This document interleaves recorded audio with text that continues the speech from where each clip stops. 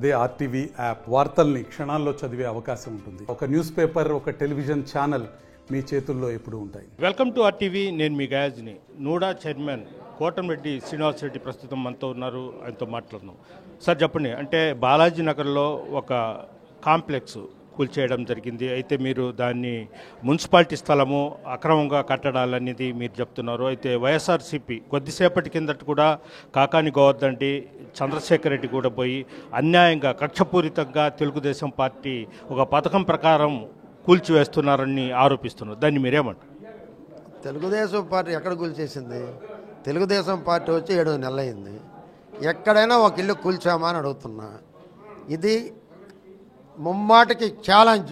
వైఎస్ఆర్సీపీ వాళ్ళకి దమ్ము ధైర్యం ఉంటే ఎక్కడికి రమ్మన్నా సింగల్గా వస్తా. మీ ఇంటికి రమ్మన్నా వస్తా గోవర్ధన్ రెడ్డి, మీ ఇంటికి రమ్మన్నా వస్తా చంద్రశేఖర్ రెడ్డి. అది గవర్నమెంట్ స్థలం కాదు అని మీకు దమ్ము ఉంటే నిరూపించండి. కోర్టు దాని మీద ఏమైనా స్టే ఆర్డర్ ఇచ్చిందని చెప్పి మీకు దమ్ము ఉంటే నాకు నిరూపించండి. అంతేకాని ప్రజలకి అబద్ధాలు చెప్పొద్దు. తెలుగుదేశం పార్టీ ఏనాడు కక్ష సాధింపు పార్టీ కాదు. కక్ష సాధింపు మీ పార్టీ సిద్ధాంతం, రాక్షస పాలన మీ పార్టీ విధానం, విధ్వంసం మీ పార్టీ సిద్ధాంతం. మీరా మా పార్టీని మాట్లాడేది, మీరా నారాయణ గారిని తిట్టేది.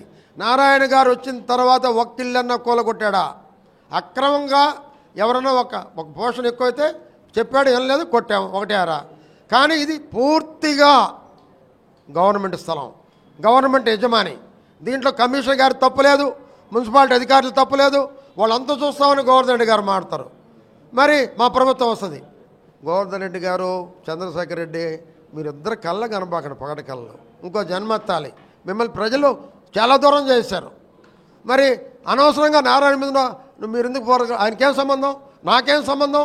నీ అమ్మ బడవలారా, నిద్రలేస్తే నారాయణ, లేక నోడా చైర్మన్, ఏం పని నాతో మీకు? మాకేం సంబంధం? గవర్నమెంట్ స్థలంలో 25 అంకణాల స్థలం, దాదాపు అటు రోడ్లో 15 లక్షల అంకణం ఉంది. 25 × 15 ఎంత? అసలు అది మున్సిపాలిటీ స్థలం అంతా రికార్డ్ ఏముంది?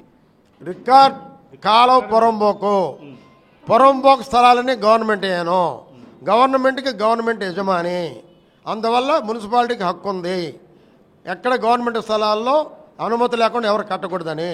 ఎక్కడ గుడిసెలన్నా ఒక్క గుడిసెనా కూల్చావా అని అడుగుతున్నా. నువ్వు కార్పొరేషన్ స్థలంలో, గవర్నమెంట్ స్థలంలో పర్మిషన్ లేకుండా ఒక కమర్షియల్ కాంప్లెక్స్ కట్టావు, టూలెట్ బోర్డు పెట్టావు. ఎంత ధైర్యం నీకు? వైసీపీ పాలన కట్టావు. కానీ ఎంతోసార్లు మా వాళ్ళు నోటీస్ ఇచ్చారు. నువ్వు హైకోర్టు పోయావు, హైకోర్టు ఏమి ఇచ్చింది? స్టే ఇవ్వలేదు. కార్పొరేషన్ అధికారులు ఎలా న్యాయం ఉంటే అలా తీసుకోమన్నారు, వాళ్ళు తీసుకున్నారు. వాళ్ళు ఎందుకు బెదిరిస్తావు? అదే రకంగా పోలీసుని బెదిరిస్తున్నావు. మీరు ఎలా వాడుకున్నారు ఆ రోజు పోలీసుని? తెలుగుదేశం మేము ఫోన్ చేసిన ఎత్తుకోవద్దని అడ్రస్ మీరు ఒక్క పని మాకు చేయలేదు. అక్రమ కేసులు, 307లో రౌడీ షీట్లు ఎన్ని వందలు తెరిశారు మీరు. ఈరోజు మేము వచ్చిన తర్వాత మా నారాయణ గారు ఒక్కరి మీద అక్రమ కేసు పెట్టాడా? ఒక్క పోలీస్ అధికారికి ఆర్డర్ ఇచ్చాడా? ఆయన ఒకటే చెప్తున్నాడు, ఎప్పుడు కూడా తెలుగుదేశం ఎవరి జోలికి పోయినా మీ మీద కేసు ఉంటుంది, వైసీపీ మీద కేసు ఉంటుంది, ఇద్దరు పక్కలేమని చెప్తా అంటున్నాడు. తగులకు వెళ్ళొద్దని చెప్తున్నాడు. అటువంటి నారాయణ పట్టుకుని మీరు విమర్శించడం న్యాయమా అని అడుగుతున్నా. మీరు నిజంగా చదువుకున్న వాళ్ళైతే మీది విధ్వంసం పాలన. ఆ రోజు ప్రజావేదిక కూల్చివేత స్టార్ట్ చేసిన మీరు, ఎక్కడ మేము అన్యాయం చేసాం, ఎవరు విధ్వంసం చేసాం, ఎక్కడ కూల్చాం? దమ్ముంటే రాండి చర్చికి, నేను వస్తా. ఏ సెంటర్కి రమ్మంటారు? ఎక్కడికి రమ్మంటారు? మీ ఇంటికి రమ్మంటారా? ఏ సెంటర్కి రమ్మంటారు? దమ్ముంటే చెప్పండి, వచ్చేదాన్ని సిద్ధం అని చెప్పి తెలియజేస్తున్నా. సార్ ఇంకొకటి, అంటే అతను అక్రమంగా భవన నిర్మాణాన్ని చేపట్టడంతో పాటు గతంలో వైఎస్ఆర్సీపీలో ఉంటూ చాలామంది ఇళ్లలో ఉన్న మహిళలతో సహా పోస్టింగ్లు పెట్టి వేధించారని తెలుగుదేశం పార్టీ నేతలు కూడా కొంతమంది చెప్తున్నారు. అది కూడా కరెక్టే అంటారా? అసలు వైఎస్ఆర్సీపీ పార్టీ వచ్చిన తర్వాతే, ఇందాక పాయింట్ మర్చిపోయాను, వైఎస్ఆర్సీపీ వచ్చిన తర్వాతే బూతుల సంస్కృతి వచ్చింది. సోషల్ మీడియాలో ఇంట్లో ఆడవాళ్ళ గురించి మాట్లాడే పరిస్థితి వచ్చింది. అదే రకంగా అసెంబ్లీలో బూతులు తీసుకునే సంస్కృతి వచ్చింది. దేవాలయం లాంటి అసెంబ్లీలో ప్యాంటు జిప్పిప్పి చూపించిన సందర్భాలు ఉన్నాయి మంత్రులు. అటువంటి ఉత్కృష్ట పార్టీ మీది. ఎన్టీ రామారావు లాంటి దేవుడు కూతుర్ని కూడా అవమానించినటువంటి శాసనసభ మీది. మీరా మాకు నీతులు నేర్పేది? బూతులు తిట్టే పార్టీ మీది. ఇంట్లో ఆడవాళ్ళ గురించి, వాళ్ళ కూతుర్ల గురించి అక్రమ పోస్టులు పెట్టినటువంటి యదవ సంస్కృతి వైఎస్ఆర్సీపీ వచ్చిన తర్వాత స్టార్ట్ అయింది. మీరు మాకు నీతులు చెప్తారు. ముందు నీ పార్టీకి మీరు పాఠాలు నేర్పుకోండి. మీ పార్టీకి మీరు నీతులు చెప్పండి మాకు చెప్పే ముందు. సార్, ఒకటి నిన్న నెల్లూరు రూరల్ ఎమ్మెల్యే కోటమిరెడ్డి శ్రీధర్ రెడ్డి కూడా నూడా అధికారులు అత్యుత్సాహం చూపిస్తున్నారు అన్నారు. అంటే అది అధికారులు అంటే పేద మధ్యతరగతి వాళ్ళ ఇళ్ల మీద పోవడం ఇవన్నీ చూస్తున్నారు. అలాంటి మీ దృష్టికి ఏమైనా వచ్చిందా? ఏమండి, అంటే శ్రీధర్ రెడ్డి గారికి ఏం తెలిసిందో నాకు తెలియదు. నూడా అధికారులు అక్రమంగా వెళ్ళటం లేదు, ప్రభుత్వ జీవో ప్రకారం వెళ్తున్నారు. వీసీ గారు కానివ్వండి, మా టౌన్ ప్లానింగ్ కానివ్వండి. అది ఆయన ఎమ్మెల్యేగా అడగొచ్చు, ఆయన ప్రశ్నించవచ్చు, ఆయన హక్కు ఉంది. అదేమనంటే ఆయన ముఖ్యమంత్రి గారితో మాట్లాడుకోవచ్చు, శాసనసభగా చేయొచ్చు. అక్రమ లేఅవుట్ తొలగించాలన్నది అందరి కోరిక. ఎందుకంటే అక్రమ లేఅవుట్ల వల్ల మధ్యరక కుటుంబీకులు, అదేరక ఉద్యోగస్తులు నష్టపోతున్నారు. అలా నష్టపోకూడదు అనేది మా సిద్ధాంతం. దానికోసం చూస్తున్నాం. వైసీపీ ప్రభుత్వంలో దాదాపు 500 అక్రమ లేఅవుట్ ఈరోజు జిల్లాలో ఉన్నాయి. కనీసం దాదాపు 2000 కోట్లు జిల్లాలో అక్రమ లేఅవుట్లు నిలుస్తున్నాయి.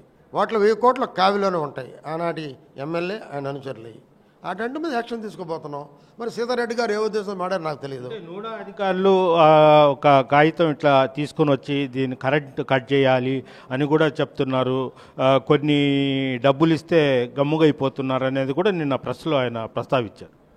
అంటే నేను ఆయనకి చెప్తున్నానని కాదండి, ఎవరి ప్రభుత్వంలో అక్రమ లేఅవుట్లు వెలిసాయో, ఎవరి ప్రభుత్వంలో ఒక 100 కోట్లు చేతులు మారాయో, ఎవరి ప్రభుత్వాలు ఉండిందో కూడా మా ఎమ్మెల్యే గారికి తెలుసు.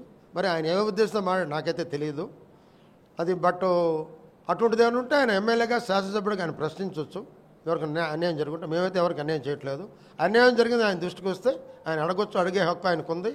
ఆయన ముఖ్యమంత్రితో కూడా మాట్లాడి దాన్ని ఏమన్నా అక్కడ జీవో వచ్చింది, ప్రతి విలేజ్ సెక్రటరీ పంపేమని నోటీసులు అటువంటి ఉంటే ఆయన ఎమ్మెల్యేగా ఆయన మానిపించవచ్చు. చివరిగా అంటే నిన్న శ్రీధర్ రెడ్డి ఎమ్మెల్యే మాట్లాడడం ఇవన్నీ చూస్తుంటే మీరు ఒకరి మీద తెలుగుదేశం పార్టీలో ఒక సైక్యత లేదు అనేది ఒక సూచన అయితే కనిపిస్తుంది. మీరే కూర్చొని మాట్లాడుకోవచ్చుగా?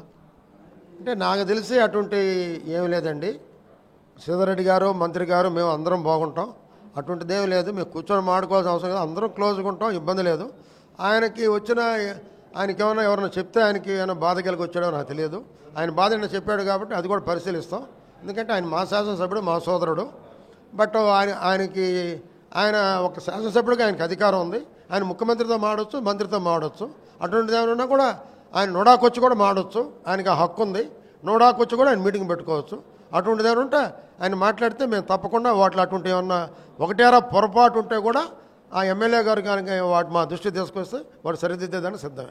Okay, thank you.